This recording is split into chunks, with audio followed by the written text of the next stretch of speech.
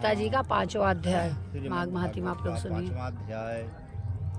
अर्जुन बोले, हे श्री कृष्ण जी, तुमने पहले कर्मों का त्याग करने को कहा है, फिर कर्म की प्रशंसा करते हो। इन दोनों में जो अधिक हितकर है वो एक बात निश्चय करके बतलाओ। घी डाल दी काय में? श्री कृष्ण बोले, कर्मों का त्याग और कर्मों का करना ये दोनों ही मोक्ष देने वाले होते हैं, परंतु इन दोनों में कर्म त्याग से कर्म योग हितकर है। जो किसी से द्वेष नहीं रखता, न किसी पदार्थ की इच्छा करता है, वो सन्यासी है। ऐसा पुरुष संसार के बंधनों से छूट जाता है। सांख्य और योग को मूर्ख लोग ही पृथक पृथक कहते हैं, पंडित नहीं कहते हैं। जो इन दोनों में से एक भी अच्छी तरह स्थित हो जाता है, उसको दोनों का फल प्राप्त हो जाता है। ज्ञान योगियों को जो स्थान मिलता है वही कर्म योगियों को भी मिलता है। ज्ञान योग व कर्म योग एक ही है। योग श्री राम। कर्म योग के बिना संन्यास का प्राप्त होना दुष्कर है। कर्म करने वाले मुनिजन को ब्रह्म प्राप्त होने में विलंब नहीं लगती है। कर्म योग युक्त शुद्ध अंतःकरण वाला, मन तथा इंद्रियों को जीतने वाला, संपूर्ण प्राणियों में अपनी आत्मा को देखने वाला। क्या बढ़िया बात। एक ही लाइन, एक ही। संपूर्ण प्राणियों में अपनी आत्मा को देखने वाला, चाहे वो हरिजन हो, चाहे हो, चाहे गाय हो, चाहे भैंस हो, चाहे भेड़ हो, चाहे हम कोई, हर जीव भगवान समान। देखिए हमारे पास जो जीव है उसके पास भी वही जीव तो वही है, एक समान देखने वाला। कर्म करता हुआ भी कर्म फल से लिप्त नहीं होता है। योग युक्त तत्ववेत्ता पुरुष देखते हैं, सुनते हैं, स्पर्श करते हैं, सूंघते हैं, खाते हैं, चलते हैं। देवता उनके हृदय में श्वास लेते हैं तो भी यह नहीं मानते हैं कि मैं कुछ नहीं करता हूँ। वे बोलते हैं, त्यागते हैं, ग्रहण करते हैं, परंतु यही मानते हैं कि मैं कुछ नहीं करता। और यह मन धारण करते हैं कि इंद्रियां ही अपने अपने विषयों में बरतती हैं। जो प्राणी ब्रह्म में अर्पण कर संग को त्याग कर कर्म करता है वो पाप से लिप्त नहीं होता है। जैसे कमल पत्र पर जल नहीं ठहरता, योगी जन शरीर से, मन से, बुद्धि से तथा इंद्रियों की आसक्ति से रहित होकर आत्मशुद्धि के निमित्त कर्म करते हैं। योग युक्त पुरुष कर्म फल त्याग कर मोक्ष रूप शांति का लाभ करता है, और जो योग रहित है वो कर्म की इच्छा के बंधन में पड़ जाता है। सब कार्यों को मन से त्याग करके प्राणी इस वन द्वार इंद्रियों की देह रूपी पुरी में न कुछ करता है और न करता है, आनंद पूर्वक रहता है। परमेश्वर किसी कर्म में प्रवृत्त नहीं करता, कर्म और कर्मफल को उत्पन्न नहीं करता। ये सब प्रवृत्ति द्वारा होते रहते हैं। परमेश्वर किसी के पुण्य तथा पाप को नहीं लेता है। ज्ञान जो अज्ञान से आच्छादित है उससे जीव मोह को प्राप्त हो जाते हैं, परंतु आत्मज्ञान के द्वारा जिनका अज्ञान नष्ट हो गया है उनका वह आत्मज्ञान परमेश्वर के रूप को ऐसा भाषित करता है।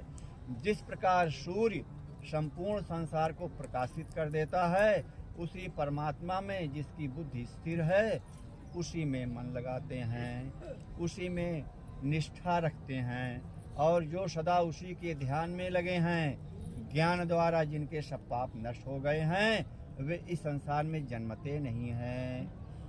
विद्या और विनय से संपन्न ब्राह्मण में, गाय में, कुत्ता में, चांडाल में, चांडालों कहा गया ही मित्र चांडाल है, पंडित जन की दृष्टि समान रहती है। नहीं उनके बारे मीठी चाय बनाओ, उनके बारे नमकीन चाय बनाओ, नहीं, एक समान। किचन में तो कभी ऐसा करना भी नहीं चाहिए, कभी नहीं करना चाहिए। हाँ, जिनके मन में इस तरह की समानता उत्पन्न हो गई है, उन्होंने इस लोक में जन्म मरण रूप संसार को जीत लिया है। मैंने एक समान जिनको देख लिया है उनका उद्धार हो गया है, क्योंकि ब्रह्म निर्दोष और सर्वत्र समान है। इसलिए वे ब्रह्म को प्राप्त होते हैं। जो प्रिय पदार्थ को पाकर प्रसन्न और अप्रिय को पाकर खिन्न होते हैं, ऐसे स्थिर बुद्धि वाले मोह रहित ब्रह्मवेत्ता को ब्रह्म स्थिर जानो।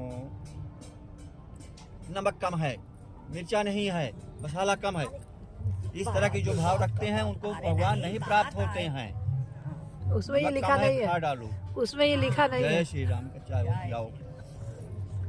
ऐसे स्थिर बुद्धि वाले मोह रहित ब्रह्मवेत्ता को ब्रह्म स्थिर जानो। बाहरी पदार्थों में जो चित्त को आसक्त नहीं होने देता, वही आत्म सुख का अनुभव करता है और ब्रह्म में अंतःकरण को मिला अक्षय सुख मोक्ष प्राप्त करता है। अर्थ न बताए नहीं, सब बिगड़ गई। वे इंद्रियों के स्पर्श से जो भोग देते हैं वे स्वतः दुखदायी होते हैं। उनका आदि भी है और अंत भी है। हे कौन्ते, ज्ञानी लोग ऐसे भोगों में रत नहीं होते हैं। शरीर छूटने के पहले जो मनुष्य काम और क्रोध के वेग को सहन करने में समर्थ होता है, मरते समय वृद्धावस्था में किसी काम की चिंता नहीं करनी चाहिए। वो काम पड़ा है, वो काम पड़ा है, उसको छोड़ देना चाहिए। क्रोध नहीं करना चाहिए। गर्म पानी नहीं लाए, ठंडा लाए, ऐसी कोई बात नहीं। वह योगी और सच्चा सुखी है। जो योगी आत्म सुख से सुखी, अंतरात्मा के आनंद से आनंदित है और अंतर ज्योत से ही प्रकाशित है, वह ब्रह्म रूप होकर ब्रह्म निर्वाण मोक्ष को प्राप्त होता है। पाप जिसके नष्ट हो गए हैं, कुबुद्धि दूर हो गई है, मन को जिन्होंने वश में कर लिया है, जीवात्मा का जो हित चाहते हैं, ऐसे योगी को ब्रह्म निर्वाण प्राप्त होता है। काम तथा क्रोध, हवन करियो। काम तथा क्रोध जिनमें नहीं है, मन के वेग को जिसने रोक लिया है, ऐसे आत्मज्ञानी योगियों को ब्रह्म निर्वाण सहज ही प्राप्त हो जाता है। बाहरी पदार्थों के संयोग से अलग रहकर दोनों भावों के बीच में दृष्टि लगाकर नासिका के भीतर चलने वाले प्राणापान वायु को सम करके इंद्रिया, मन और बुद्धि को वश में करके इच्छा, भय तथा क्रोध को त्याग मोक्ष की इच्छा करने वाले योगी जीवन मुक्त हो जाते हैं। जो मुझको सब यज्ञों और तपों का भोक्ता, संपूर्ण लोकों का स्वामी और सब प्राणियों का मित्र जानते हैं, उन्हीं को शांति प्राप्त होती है।